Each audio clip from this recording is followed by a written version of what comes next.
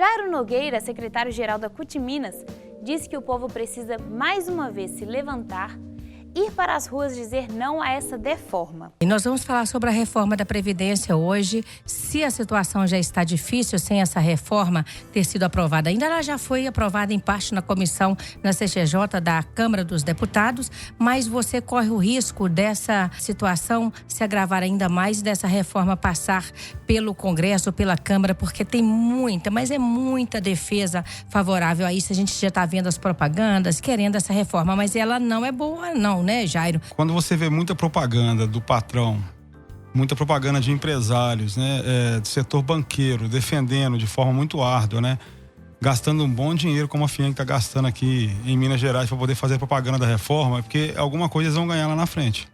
Eles não estão fazendo isso de graça, né? Sim. E se o patrão vai ganhar, aí tem uma lógica, nem sei quem está nos ouvindo. Se o patrão vai ganhar, alguém vai ter que perder. E esse alguém que vai perder somos nós trabalhadores, infelizmente, porque não é um processo do ganha-ganha, que os dois lados vão ganhar nesse processo da reforma da Previdência.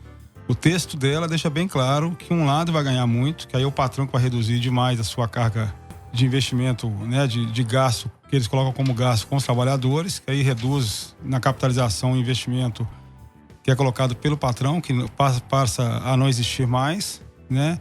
E o trabalhador vai ter uma renda muito menor com isso. Então, você tem só um lado ganhando com isso. E nesse sentido, é o lado patronal, é o lado do patrão que está ganhando muito. Por isso, a FIENG, com tanta propaganda, e usam um termo que a gente sempre usou, né? Que é o termo do fake news, da mentira, né? Então, eles colocam mentiras nas propagandas como se fosse uma verdade, né? Então, a gente tem que ficar muito atento com isso. Você que está aí nos pontos de ônibus, nos jornais, vendo esse tipo de propaganda, pense bem. Entre na internet, ouça outras fontes, ou que outras pessoas estão falando a respeito da reforma da Previdência, que ela é uma reforma que não é boa para os trabalhadores e trabalhadoras. Se a reforma fosse boa, gente, o governo não estaria oferecendo para 513 deputados 40 milhões e mais 81 senadores 40 milhões. Isso é 1/3 do que eles estão dizendo que vão economizar. Então, assim, quem é que vai ganhar com isso? É o grande capital. O grande capital são os banqueiros e as grandes empresas. E olha, nós temos que ficar atentos. São as multinacionais que estão vindo de fora do país para poder escravizar nosso povo aqui. E é só o povo na rua dizendo não que vai mostrar para os deputados e para os senadores que nós não queremos essa reforma da Previdência. Aconteceu, né, a greve do dia 14/6, foi uma greve que mobilizou o Brasil inteiro. Aqui em Minas Gerais, nós tivemos uma grande repercussão, mais de 300 mil pessoas nas ruas. Eu queria que você fizesse uma leitura para a gente deste momento. Você vive o momento do dia da greve, foi um dia vitorioso para a classe trabalhadora toda em Minas Gerais. Nós tivemos um movimento em toda Minas Gerais. E aqui em Belo Horizonte, várias categorias pararam, os metroviários pararam. Né, os rodoviários em parte pararam no início do dia, mas depois a pressão foi muito grande em cima deles, eles voltaram ao trabalho. Mas você vê que a questão didática, que eu digo, no sentido da preparação para a greve, você tem todo um debate anterior com os trabalhadores, com as trabalhadoras nos seus locais de trabalho, da insatisfação que eles estão com o novo modelo aí colocado. Né, não teve nenhuma melhora para nós trabalhadores e trabalhadoras desde 2016. Veio aquela promessa do governo Temer de reforma trabalhista, iria melhorar a vida de todos, não melhorou. Teve o bloqueio nos investimentos de saúde e educação, que deu uma piora muito grande. A gente está vendo agora, principalmente na saúde, a quantidade de surtos aí de doenças que há muito tempo não apareciam, estão reaparecendo por falta de investimento. Aí não é culpar a população que está deixando a tampinha d'água em casa, tem que olhar isso também. Mas há uma falta de investimento em saúde e em educação por conta desse bloqueio que teve lá em 2016. Né? E nós estamos vivendo agora essa questão. Então, quando as pessoas elas se sentem muito motivadas para estar em algum ato, como foi o do dia 14. Por isso, 300 mil pessoas nas ruas. Por isso, várias categorias, como CEMIG, Copasa, petroleiros, correios, saúde, educação, fizeram paralisação no dia, além dos metroviários. Né? E por isso que a gente, quando passa pelo centro de BH, a gente vê lá o pessoal do comércio, o pessoal dos serviços, que estavam doidos para parar. Esse é o depoimento deles. Eles queriam muito paralisar suas atividades no dia 14. Só que há uma pressão muito grande do patronato, né, em cima desse setor, né, que se parar, demite e contrata outras pessoas em situação precária com salários menores. Né? Então é essa situação que os trabalhadores estão vivendo. Né, de situação de quem tá empregado hoje está de uma forma mais precária, recebendo menos, trabalhando mais e ainda sendo humilhado no local de trabalho por essa pressão, por esse quadro enorme que você colocou aí de desempregados hoje no Brasil. Mas a greve surtiu esse efeito. Ela teve o seu papel anterior à greve, que foi de formação das pessoas entenderem que a reforma da Previdência não é boa, que o desemprego tem que ser combatido no Brasil de alguma forma, nós temos que pensar como foi resolver isso. E a questão da falta de investimento em saúde, educação e o corte que teve nas universidades brasileiras de 30% feito pelo governo Bolsonaro. Então, criou-se todo esse volume de coisas que as pessoas saíram às ruas. E se colocar 300 mil pessoas nas ruas, é um volume altíssimo de pessoas que estavam nas ruas protestando contra a atual política do governo federal. A gente tem que abraçar esse sistema político, gente. Democracia se faz com a participação de todo mundo, porque senão vira um salve-se quem puder, né? E quem quiser. É uma loucura. Realmente, eu acho que a gente tem que destacar os partidos de oposição, as frentes de resistência, em diversas frentes.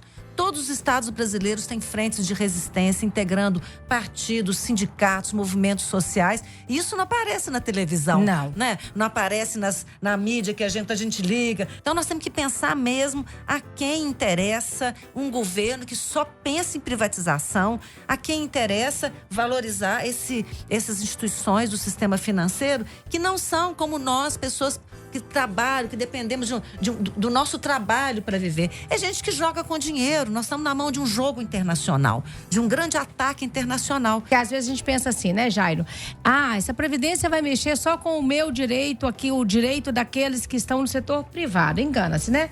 Vai atacar o privado e o público também. Além de ser uma mudança muito radical na questão da Previdência, da transição de quem vai se aposentar, quem já está no mercado de trabalho, ela traz uma proposta de mudança estrutural na Previdência brasileira, né?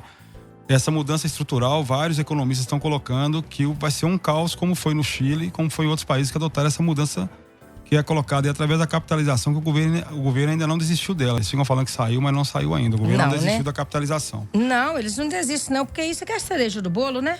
É a cereja do bolo, é você pegar trilhões de reais, é muito dinheiro, e passar para o setor privado, setor de bancos privados, administrar isso. A reforma da Previdência, ela atinge a todos nós. A você que está aí escutando, que é dona de casa, a você que está ouvindo, trabalhando na obra, a você que está dirigindo um Uber, dirigindo um ônibus. A reforma da Previdência vai atingir 98% da população que ganha até 2 salários mínimos. Então, a reforma da Previdência, embora o governo esteja jogando pesado no marketing oficial de que a reforma vai retirar os privilégios, isso não é verdade, isso não corresponde à verdade. A reforma vem para retirar direitos dos trabalhadores. Não é presente, não é benefício, é uma questão que você contribuiu. E a reforma, ela ataca diretamente isso. Por exemplo, ela altera as regras da concessão da pensão por morte, por exemplo. Quer dizer, você trabalhou a vida toda, morreu trabalhando e acha, pelo menos hoje, você deixa a sua família amparada.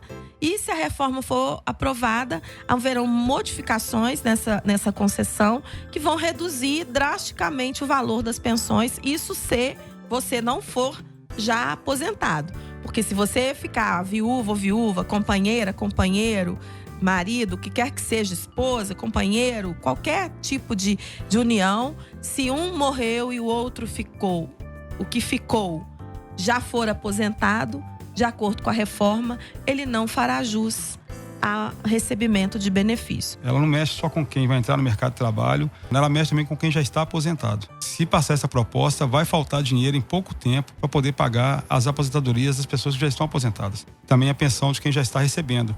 Porque o ciclo da Previdência brasileira, ela é solidária. Se você quebra esse ciclo através da capitalização, a pessoa vai ter uma conta individualizada, onde o patrão não coloca mais dinheiro, o governo não coloca mais dinheiro. Então ele vai ter uma arrecadação muito menor quando ele conseguir se aposentar daqui 30 anos, 40 anos. E você ainda tem um risco de não entrar mais dinheiro para poder financiar as atuais aposentadorias e pensões. A reforma da Previdência, ela é muito perversa, né? Então, os deputados, eles precisam de muita cautela para pautar essa reforma, porque o povo não vai perdoar. Para ela ser aprovada, ela tem que ter 308 votos favoráveis na Câmara dos Deputados e depois também vai para o Senado. Existe o bloco da oposição, que é quem está até o momento travando a votação da reforma, né? Esses partidos, desses deputados que estão do nosso lado. Mas existe também um bloco de centro, né? Que são partidos que também são direita, mas ali dentro da Câmara dos Deputados se posicionam como tem centro. Tem que pressionar esses aí, né? Os mais disputáveis no voto, né? Porque eles não estão na oposição, mas também não são totalmente favoráveis ao governo. E tem também, né, lá na Câmara Federal, em Brasília, os deputados que vão votar favoráveis. E se eles votarem favoráveis, o povo não vai perdoar, né?